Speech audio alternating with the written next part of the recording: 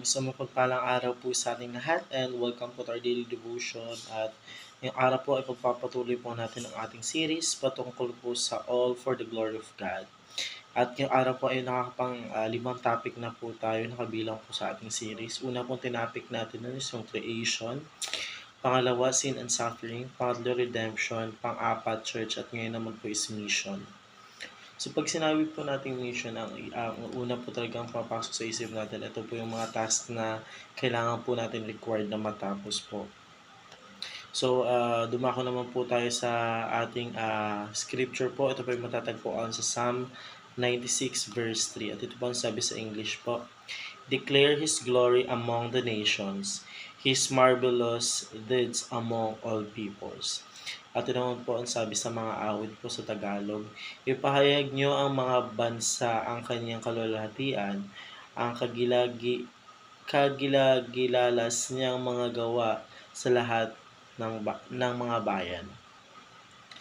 So, tayo naman po dumako po para po sa ating katuruan. Una po, declare the glory of God is our mission.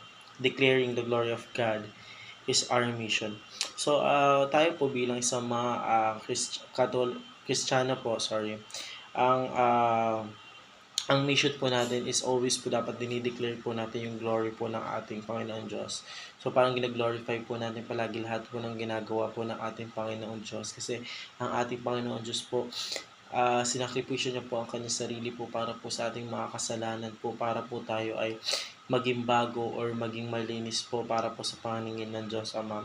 So sa pamamagitan po ng ginawa ng ating Panginoong Diyos, doon po isang kabayaran na po yun sa atin. So ang mas babalik na lang po natin is always to glorify or declaring our glorifying our God. So ibalik po natin lahat ng glory po sa ating Panginoong Diyos. So Panginoon katulan po, our goal is to make God known in all nations. So, nung unang panahon po is hindi pa po gaano kaano si Jesus Christ kasi kapag sinabi mo po siya doon sa mga Romans po is pinapatay. But now po, in our term po ng our nations po, ay dapat po ginagaspel na po natin yung salita po ng ating Panginoon Diyos kasi bilang isang individual po is mahalaga po na natin na ginagaspel po natin kahit hindi pa naman po sa nation, kahit sabihin po natin sa family, sa friends, sa loved ones po natin, that sinishare na po natin yung salita po ng ating Panginoon Diyos para po makilala po nila or mas mapalapit po sila sa ating Panginoon Diyos kasi sabi nga po nun, no, may I disciple all the nations by our God's name. So ipalaganap natin ang salita ng ating Panginoon Diyos sa buong mundo para po mas makilala siya at palagi po siyang mag-glorify. So, katulad po, the gospel makes God famous. So, kapag ginagospel na po natin yung yung salita po ng ating Panginoon Diyos, syempre mas nakikilala po yung ating Panginoon Diyos or mas nagiging famous po siya.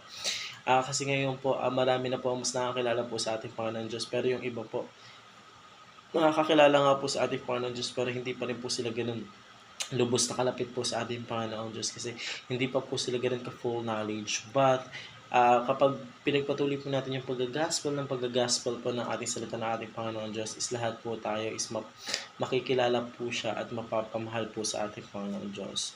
So yun naman po para sa araw na ito. Maraming salamat po sa pakikinig and see you po ulit bukas para po sa ating daily devotion.